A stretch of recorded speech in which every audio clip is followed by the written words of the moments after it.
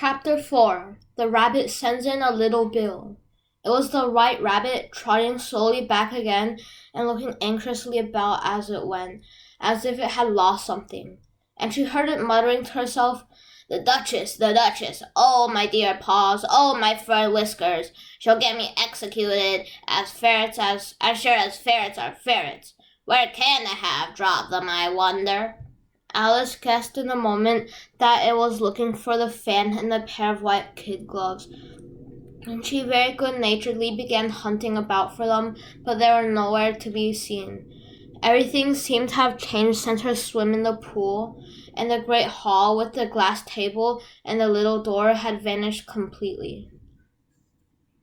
Very soon the rabbit noticed Alice as she went hunting about and called out to her in an angry tone, Why, Mary Ann, what are you doing out here? Run home this moment and fetch me a pair of gloves and a fan. Quick now! And Alice was so frightened that she ran off at once in the direction it pointed to, without trying to explain the mistake that it had made. He took me for his housemaid, she said to herself as she ran. How surprised he'll be when he finds out who I am. But I'd better take his fan and gloves, that is, if I can find them. As she said this, she came upon a neat little house, on the door of which was a bright brass plate with the name W. Rabbit engraved upon it. She went in without knocking and hurried upstairs in a great fear lest she should meet the real Mary Ann and be turned out of the house before she had found the fan and gloves. How queer it seems, Alice said to herself, to be going on messages for a rabbit. I suppose Dina will be sending me on messages next. And she began fancying the sort of thing that would happen. Miss Alice, come here directly and get ready for your walk. Coming in a minute, nurse. But I've got to watch this mouse hole till Dina comes back and see that the mouse doesn't get out. Only I think, Alice went on, that they let Dina stop in the house if it began ordering people like that. By this time, she had found her way into a tiny little room with a table in the window, and on it, as she had hoped, a fan and 2 or 3 pairs of tiny white kid gloves. She took up the fan and pair of the gloves and was just going to leave the room when her eye fell upon the light bottle that stood near the looking-glass. There was no label this time with the words, Drink me, but nevertheless she uncorked it and put it to her lips. I know something interesting is sure to happen, she said to herself, whenever I eat or drink anything, so I'll just see what this bottle does. I do hope it'll make me grow large again, for really I'm quite tired of being such a tiny little thing. It did so indeed, and much sooner than she had expected. Before she had drunk half the bottle, she found her head pressing against the ceiling and had to stoop to save her neck from being broken. She hastily put down the bottle and saying to herself, That's quite enough. I hope I shan't grow any more. As it is, I can't get out at the door. I do wish I hadn't drunk quite so much. Alas, it was too late to wish that. She went on growing, and very soon had to kneel down on the floor.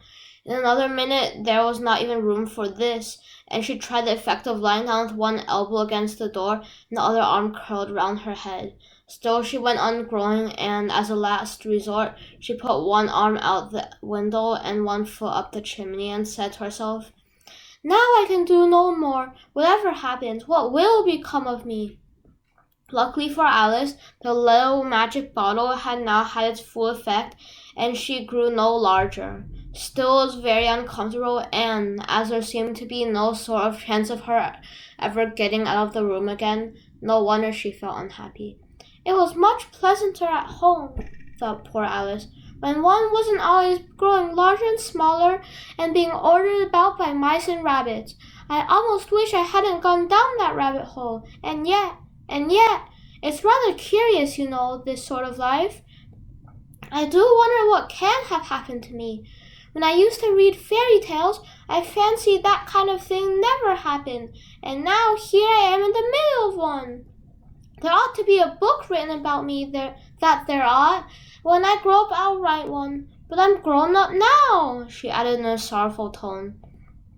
At least there's no room to grow up anymore here. But then, thought Alice, shall I never get any older than I am now?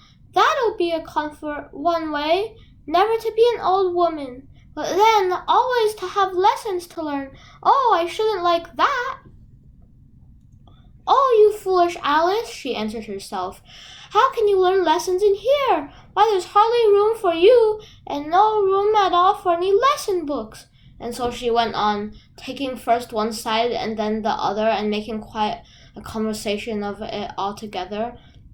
But after a few minutes, she heard a voice outside and stopped to listen. Mary Ann, said the voice, fetch me my gloves this moment. Then came a little pattering of feet on the stairs. Alice knew it was the rabbit coming to look for her, and she trembled till she shook the house, quite forgetting that she was now about 1,000 times as large as the rabbit and had no reason to be afraid of it. Presently the rabbit came up to the door and tried to open it, but as the door opened inward, Alice's elbow was pressed hard against it. That attempt proved a failure. Alice heard it say to itself, Then I'll go around and get in at the window. That you won't, thought Alice, and after waiting till she fancied she heard the rabbit just under the window, she suddenly spread out her hand and made a snatch in the air. She did not get hold of anything, but she heard a little shriek and a fall and a crash of broken glass, from which she concluded that it was just possible it had fallen into a cucumber frame or something of the sort. Next came an angry voice, the rabbit's. Pat, where are you? And then a voice she had never heard before.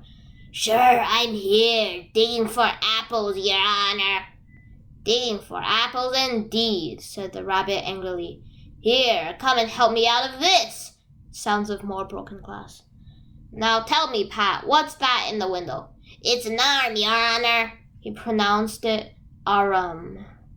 An arm, you goose. Whoever saw one that size? Why, it fills the whole window. Sure it does, Your Honor, but it's an arm for all that.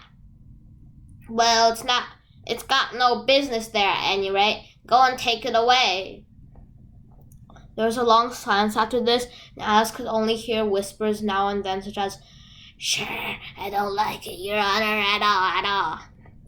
Do as I tell you, you coward. And at last she spread out her hand again and made another snatch in the air. This time there were 2 little shrieks and more sounds of broken glass. What a number of cucumber frames there must be, thought Alice. I wonder what they'll do next. As for pulling me out of the window, I only wish they could. I'm sure I don't want to stay in here any longer.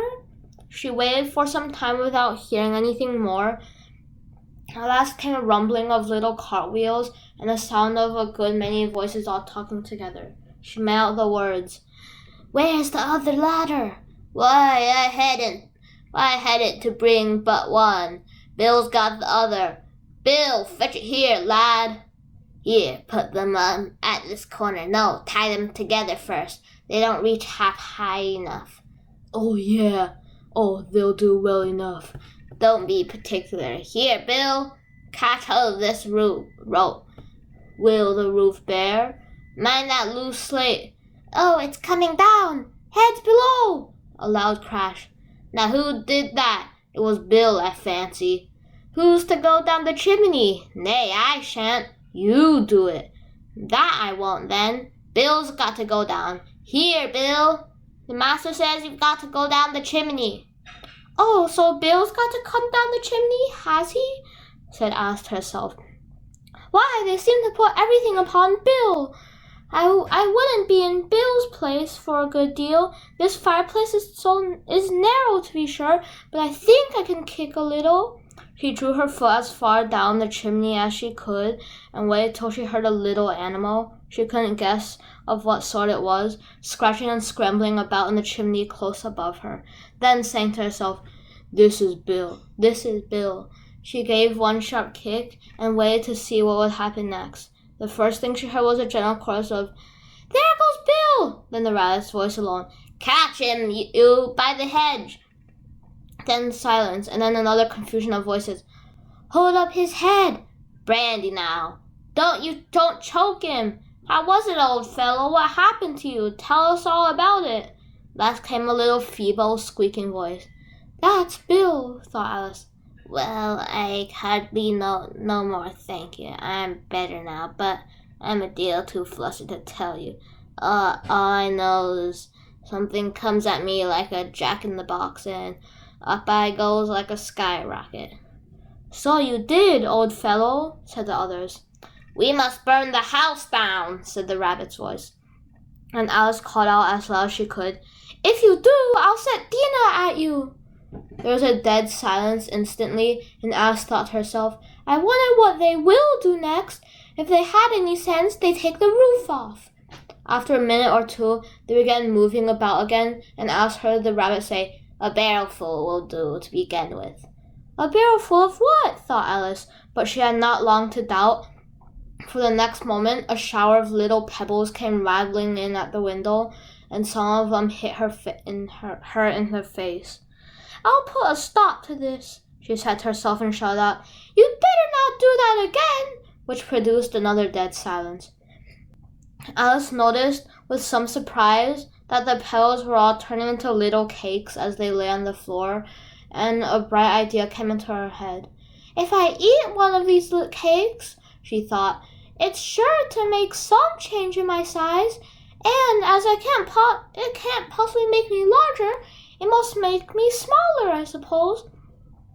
So she swallowed one of the cakes and was delighted to find that she began shrinking directly. As soon as she was small enough to get through the door, she ran out of the house and found quite a crowd of little animals and birds waiting outside. The poor little lizard Bill was in the middle, being held up by 2 guinea pigs who were giving it something out of a bottle. They all made a rush at Alice the moment she appeared, but she ran off as hard as she could and soon found herself safe in a thick wood. The first thing I've got to do, said Alice to herself as she wandered about in the wood, is to grow to my right size again, and the second thing is to find my way into that lovely garden. I think that will be the best plan. It sounded an excellent plan, no doubt, and very neatly and simply arranged. The only difficulty was that she had not the smallest idea how to set about it, and while she was peering about anxiously among the trees, a little sharp bark just over her head made her look up in a great hurry. An enormous puppy was looking down at her with large round eyes and feebly stretching out one paw, trying to touch her. Poor little thing, said Alice in a coaxing tone. She tried hard to whistle to it, but she was terribly frightened all the time at the thought that it might be hungry, in which case it would be very likely to eat her up in spite of all her coaxing. Hardly knowing what she did, she picked up a little bit of stick and held it out to the puppy, whereupon the puppy jumped into the air off all its feet at once with a yelp of delight and rushed at the stick and made believe to worry it. Then Alice dodged behind a great thistle to keep herself from being run over, and the moment she appeared on the other side, the puppy made another rush at the stick and tumbled head over heels in its hurry to get hold of it. Then Alice, thinking it was very like a game to play with a cart horse, and expecting every moment to be trampled under its feet, ran round the thistle again. Then the puppy began a series of short charges at the stick, running a very little way forward each time and a long way back, and barking hoarsely all the time, till at last it sat down a good way off, panting with its tongue hanging out of its mouth and its grey eyes half shut. This seemed to Alice a good opportunity for making her escape, so she set off at once and ran till she was quite tired and out of breath, and till the puppy's bark sounded quite faint in the distance. And yet what a dear little puppy it was, said Alice as she leaned against a buttercup to rest herself and fan herself with one of the leaves. I should have liked teaching it tricks very much, if I'd only been the right size to do it. Oh dear, I nearly forgotten that I've got to grow up again. Let me see. How is it to be managed? I suppose I ought to eat or drink something or other, but the great question is, what? The great question certainly was, what? Alice looked all around her at the flowers and the blades of grass, but she could not see anything that looked like the right thing to eat or drink under the circumstances. There was a large mushroom growing near her about the same height as herself, and when she had looked under it and on both sides of it and behind it, it occurred to her that she might as well look and see what was on top of it. She stretched herself up on tiptoe and peeped over the edge of the mushroom, and her eyes immediately met those of a large blue caterpillar that was sitting on the top, with his arms folded, quietly smoking on a long hookah, and not taking the smallest notice of her or anything else.